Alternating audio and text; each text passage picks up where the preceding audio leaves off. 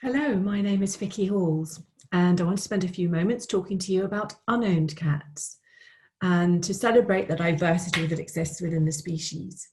So first of all, I'm going to pose a question to you. When is a pet cat not a pet cat? Now, for me, the answer is when it's an in-betweener, and you may not even know what that means. That may not have been a phrase that you've heard before. So let me explain. And I'll kind of start from the beginning. Now, when we think about cats, I mean, we don't get the difference in size or shape that we get with dogs. They all pretty much look, fairly similar. So a cat is a cat is a cat, right? But actually, you can separate cats in all sorts of different ways. Owned, unowned, pet, non-pet. And do you know there are estimated to be about 4 times as many cats in the world that don't have homes compared to those that live as pets. So that's an awful lot of cats who live very differently to our own. So if we're on holiday or we live in countries where cats may roam freely on the streets, we may look at them and we want to feed them, we want to hug them, we want to take them home. And that first sort of visceral thought is, oh, they just need somebody to love them. They just need a home and everything will be fine. Do you know, is that really true? This is JP. JP is my very beautiful brown Bernese, and I adore her, and I hope it's mutual. She sleeps in my bed, whether I like it or not. She sits with me, and actually she's here with me now. I hope she's going to come and say hello to you, but at the moment she is fast asleep. She sits with me in the office. She sits on my shoulder, and we have a great relationship, and she's everything I could ever want from a companion cat. This, however, is a street cat. He has no name. He doesn't need a name because nobody's going to call him and he wouldn't answer anyway. So my question is, knowing his lifestyle, knowing who he is, knowing his background, would JP's life work for him? I don't think so. And the reason why I don't think it would is because, just like us, cats are a mixture of nature and nurture. They're a mixture of genetic material that turns them into what they become, and also their early experiences. So they get traits from their parents, if their parents are pets and their parents were pets. And then at the very young age, when they start to open their eyes, if they get that sort of positive experience about people and dogs and other cats and what it's like to live in a home, that's what builds a good pet, a pet that enjoys being a pet cat. So pet cats aren't born. Cats are not born just waiting for the right human to come along to love them. Pet cats are actually built in a very particular way. And just like us, I don't know about you, you must have met hundreds of cats in your lifetime. Well, I've had the privilege of meeting thousands. And the joy of it is that they are all different. They're all unique individuals. And they live somewhere on a spectrum of lifestyle. From the cats that live very much away from people, the cats that live on the street, the cats that live with us with access outdoors, and cats who live indoors exclusively in our homes. And it's really important that we understand the spectrum, not just from the lifestyle perspective, but also from their attitude towards people. And we know where they sit on that spectrum, because if we're going to help them out, if we're going to intervene in some way in their lives, we need to know we're intervening in the right way for that particular individual.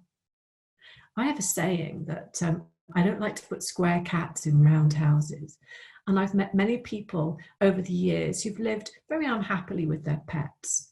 And it transpires that really, no matter how wonderful the home was, it just wasn't right for that particular cat. And so I think it's really important to make sure that we have happy cats, that we always put the right shaped cat into the right shaped home. The environment has to fit properly.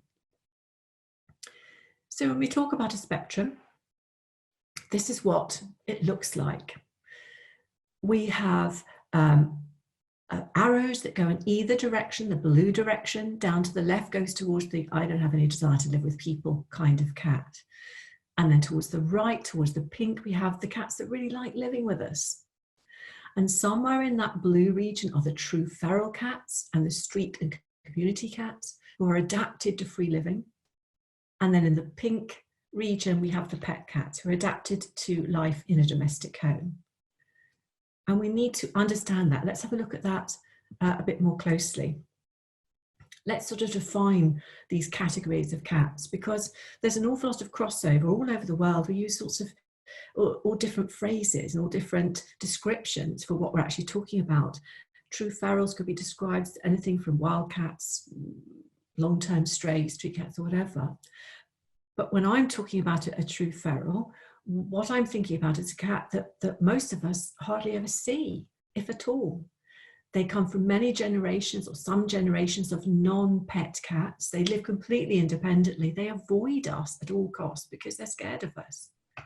They may live in a colony, but predominantly they live a solitary lifestyle where they fend for themselves and they feed themselves through hunting. When we talk about a street or community cat, these are also known as ferals, alley cats, stray cats, semi-feral city cats, all these different names, interchangeable, as I say, with the feral cat. What we're talking about is cats that haven't been socialised with people as kittens. They have no experience of living in a home. And frankly, if they were to go into a home, no matter how much we love them, they'd be incredibly distressed by the experience because they don't have that sense of control over their life. They live much more with us, among us, than the true ferals, because they live in villages and communities and towns, because they're there specifically for one reason, because there's lots of food. Now, this could be food that's just a result of waste bins as a result of sort of human habitation, or people may be actively going out and feeding them. And depending on the amount of food that there is in the area, they may or may not supplement that food with hunting. But because of the food, because they're healthy and they're well fed, they breed prolifically. And they form colonies, which are groups of breeding females rearing young together, and the males are sort of on the periphery of that group. And they work very cooperatively, and it's a very successful system, and they keep breeding and they keep breeding. Now, they may get close to people, as they are with this woman in the picture who's a regular feeder, so they know her and they have very positive associations with her. And she can even touch them at times. But if you take away that food source, that colony will go, not in one big group, they'll disperse, because every cat is responsible for its own survival. Then they don't have that herding or pack instinct. They don't need to be part of a group to survive. But if that food supply remains, they breed and they increase in number. And they draw other cats from outside the area into the colony because of the food.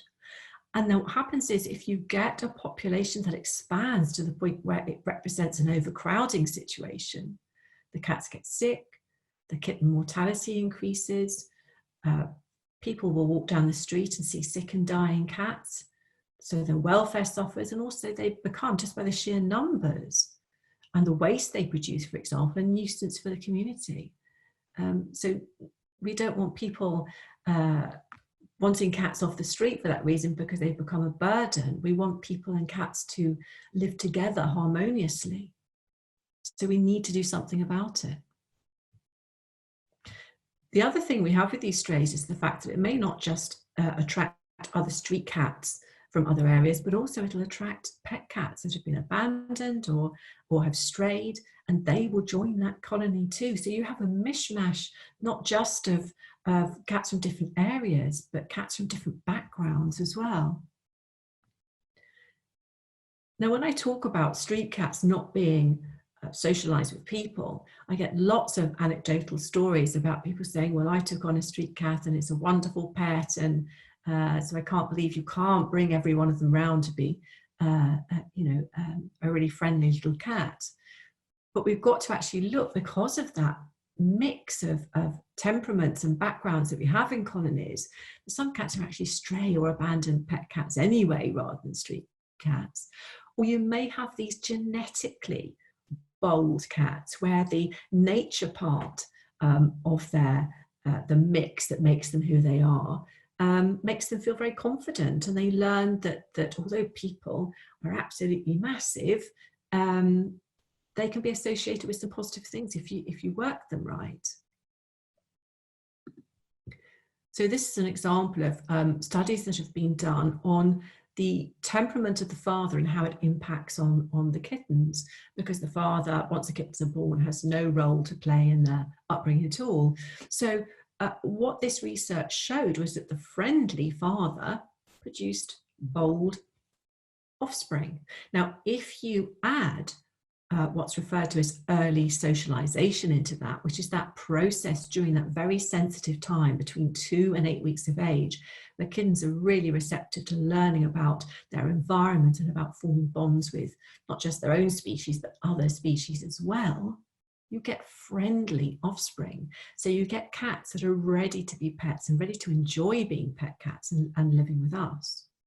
For you, those of you who don't know Tom Billy, he was a very, very famous cat, no longer with us, who lived in Istanbul, and he lived very much within the cafe culture, was very popular with everyone, and that is not Photoshop, that picture. That's actually how he used to sit and just survey his area. So that is the personification, I believe, of the friendly father. And I'm sure he sired some amazing kittens in his time before he was neutered. So, a word of caution. The reason why we're talking about this is because whatever we do for cats, from whatever background or lifestyle or whatever their needs are, we have to get it right. It's really important we give that individual cat what it needs. So we mustn't get confused.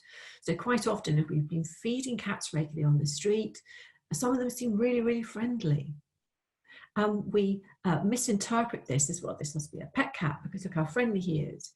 But a lot of the behavior that we see with regular feeders is very context specific. It's very much, this is how I'm going to behave towards you in an environment I know where the escape routes are, I know where I can be safe.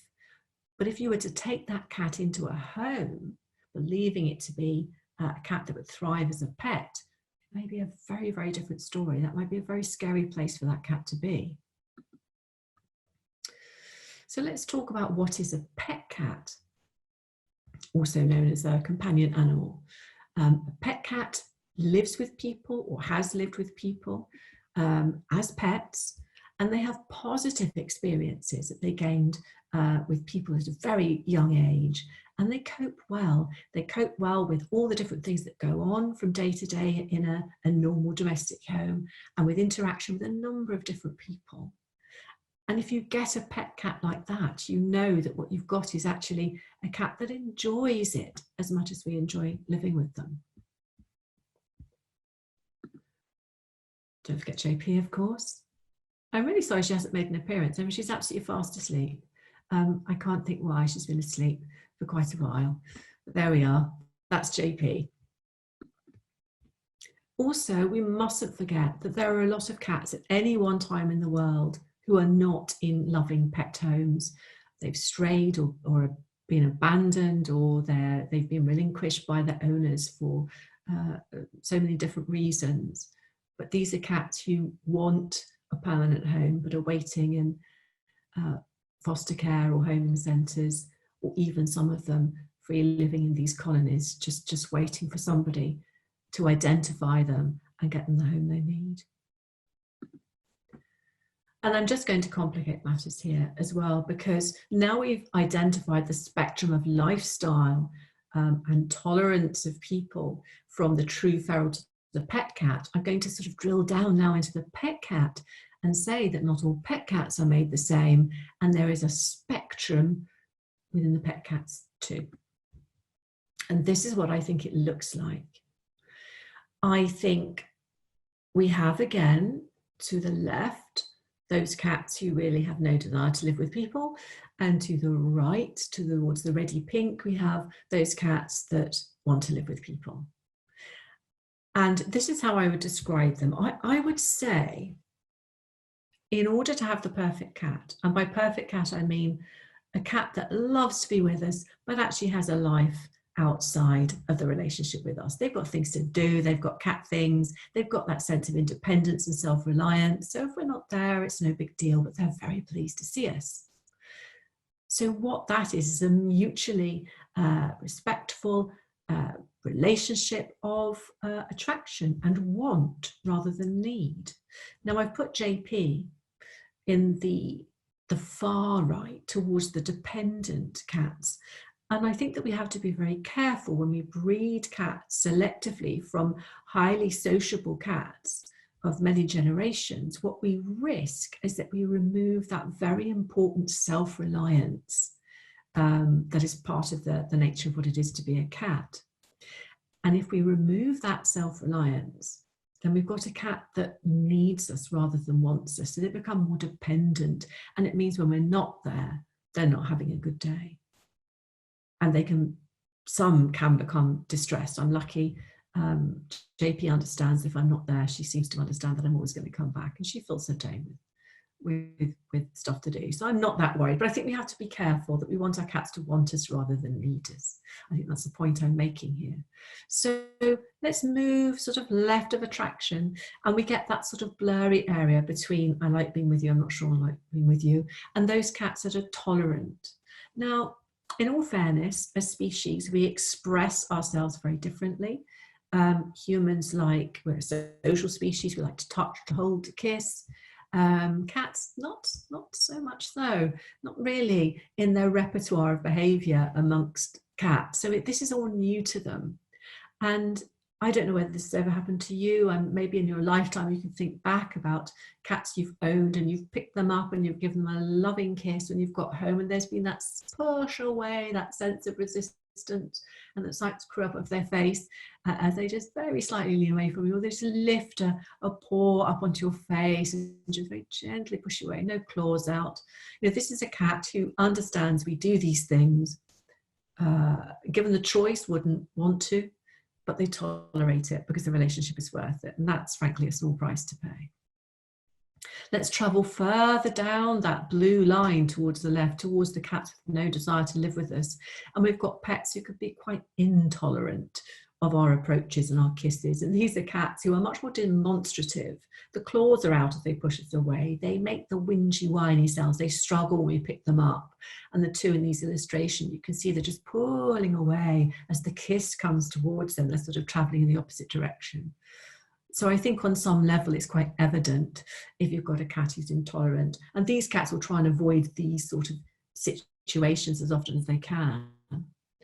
And then we have those for whom interaction with people is very frustrating. It's, why? What is this? Why do you keep doing this? I don't want it. Or very frightening. And they are fearful. So, I don't understand your motives. You feel dangerous. You feel threatening. And they use behavior to repulse the person. They are repellent.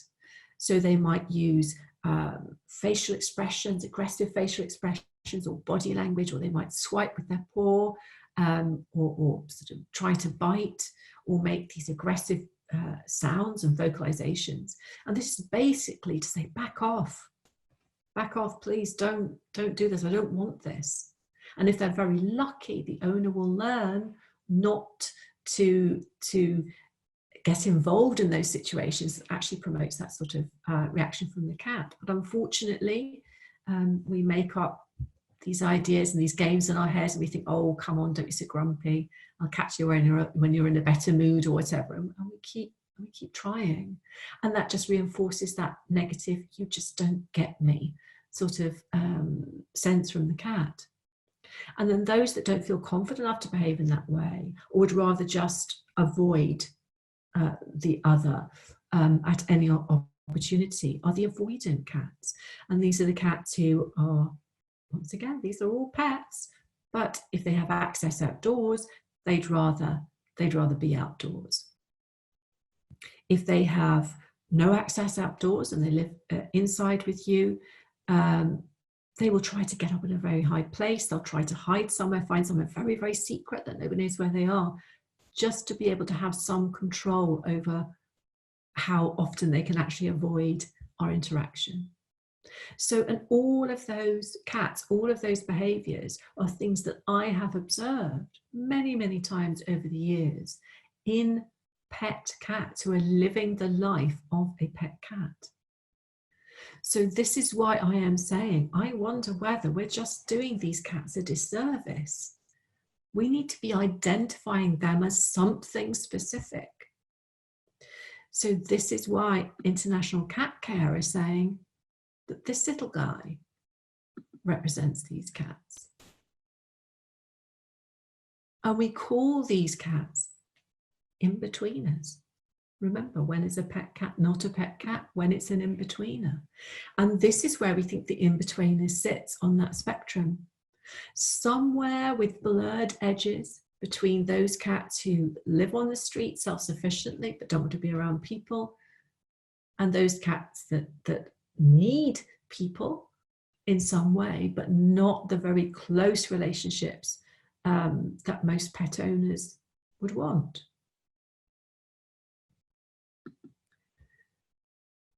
So in-betweeners, interestingly, are treated as pet cats. As I said, they've lived as pet cats, but they're just not comfortable to varying degrees. And sometimes we don't actually find these cats until they come into shelters or homing centres or rescue centres, where they've been given up as pet cats for whatever reason, or they've strayed or whatever. And then the people caring for them are realising this cat is not friendly. This cat seems quite scared. So it's a bit difficult to know what is this cat. They need some support. You can't just put them out on the street. They're not going to live successfully as street cats. They may want to live in a home, but they may only feel comfortable if they're completely in control of how much contact they have with people. They like to know that they can dip in and out of it as they need it, but not feel that they have this constant sort of focus on them, that they have a demand of them that they just can't meet. Now, cats have become in-betweeners for the nature-nurture reason, lack of effective early socialization or some negative experiences during that time, or maybe no experiences of people at all. Or they may have a temperament trait that means they get very, very easily frustrated with people when people start behaving, in their view, unpredictably. So why are we focusing on this? Why do we need to categorize cats on a spectrum? Why do we need to talk about them in this way? It's because square cat, round house, we don't want to help these cats in the wrong way. We want to make sure that any intervention is a positive thing for every single cat that we help. So different cats need different solutions and different places they can call home that may not look like a home as we would understand in the conventional human sense. And this is really hard to imagine for many of us, but I think about JP living here with me. It's a loving home for a pet, but for that street cat with no name, it'd be like a prison. It would be a terrible place to be, no matter how much I tried to love him. Probably the more I tried to love him, the worse it would be. So we have to keep remembering it's not a reflection on our abilities to care for a cat. It's the fact that the cat has different needs. So what are the different journeys that the cat needs to go on when we intervene in some way in their lives? We've talked about feral street and community cats who are well fed and they breed, and then this becomes a problem for their welfare. They get sick, there's too many, the community can't support them, the community might turn against them because there's so many of them. So the ideal outcome for them is a process called trap, neuter and return, which is, you can't just pick up a street cat or a feral cat, and it's going to be very dangerous for you and very unpleasant for the cat as well, even if you could catch them. So people who trap cats use these humane traps, which are like this wire box you can see on the screen. with a door that's propped open, and there's food inside here. So they go into the food and they step on a pressure plate which lowers that door. The cage is then quickly covered. They're very carefully taken on a short journey to a local veterinary clinic, who are all ready to neuter that batch of cats that day. They're neutered there under general anaesthetic. If there's money available, they're vaccinated as well. And the tip of their left ear is surgically removed under that general anaesthetic. And that's really important, because what that does is, when they go back, which is what will happen, they're going to go straight back to their familiar environment. They're not going to be trapped again, because they can easily be identified from a distance as cats that have already been neutered. So that's really important. So they're returned to their familiar place, which is their perfect home. And they're given food if they've relied on food before, and there is a caretaker to monitor that colony. And then, of course, you have to keep going back to that particular colony, because we've talked about the incomers that come from other towns or other areas outside, or the strays and the abandoned pet cats that sort of merge with the colony, always to make sure that that neutering is kept topped up and all those cats are neutered over a period of time. And then what you get is a much healthier colony with a longer lifespan and much better welfare. So that's what we want for the feral, the street and the community cat. Now, the pet cat's journey, including those stray or abandoned cats, is within a shelter or a homing centre, as we call it, or a rescue centre. But they come into there for as short a time as possible, because this is part of their journey to a better destination rather than the destination in itself.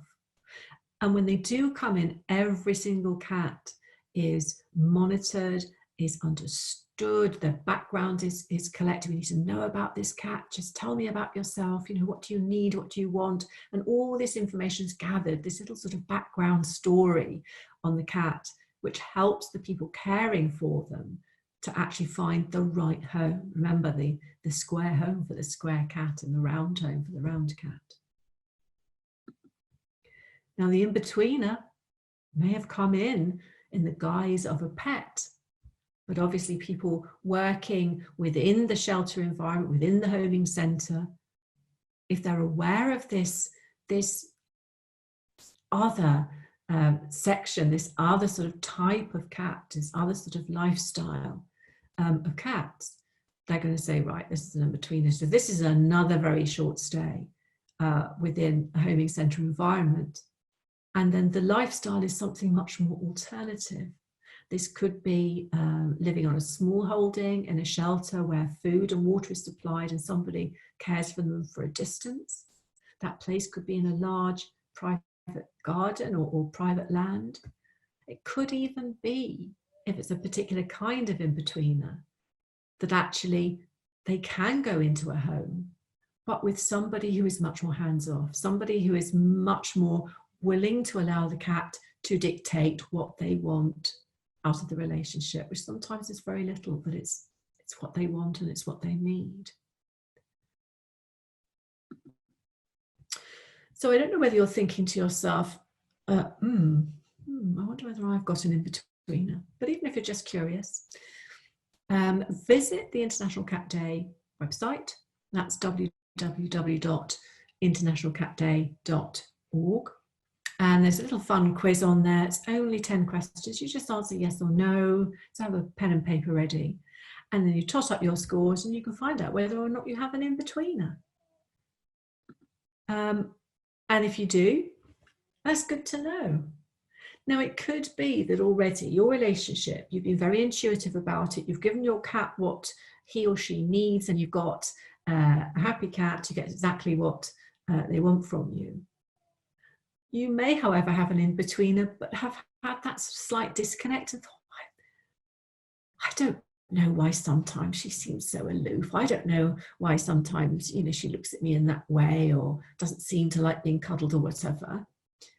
And maybe you can take the understanding of what an in-betweener is to realise that actually now I think I know where you're coming from. I think you didn't get those really important building blocks of what it is to be a pet, and you're constantly playing catch up because you just can't do it. It just doesn't feel right. But there could be every opportunity for you still to have a great relationship with your cat, because it must be working to some level. Maybe just to give that little bit extra, maybe to sort of make a mental note to say, do you know, I'm going to let you come to me. I'm going to let you make the first move in this relationship now. And maybe create an atmosphere where your cat can move about the home completely at ease, not feeling that you're focusing on them or wanting something from them, or creating any sort of atmosphere of threat or anything, almost like you've rendered them invisible. You've given them this permanent camouflage that allows them to move around at will. That can be very, very reassuring for an in-betweener. It's really important that you provide food and water at predictable times in a predictable way, and all the other things that cats need in order to thrive within our home environment: litter trays, scratching posts, hiding places, places to sleep, places to play, are all there to prepare the home and say, look, I've given everything you could possibly need. Now you must use it as you want to use it. And it's amazing when you take that step to move back from the relationship a bit and say, look, you're in control here. I have no expectations of you. I just want you to be happy. Sometimes there is a shift. And sometimes that little in-betweener can feel understood and say, right, now I can be me. And now I know that I'm appreciated for being me. And I think that's really important. So thank you very much for spending some time with me. It's been great. I'm sorry JP didn't make an appearance, but I respect her need to probably have a lot more sleep than I personally need. But there we are. I'm sure she'll come and say hello to you another day. I hope this has been interesting for you to think about the different lifestyles and different cats having different needs. If you want to go to the website now, the International Cat Day website, there's going to be a live Facebook chat. I'll be really looking forward to talking to you. Any questions you might have about this presentation, or whether you think you have an in-betweener and you want to talk about it, that would be really good. So great to spend time with you, and see you again soon. Bye for now.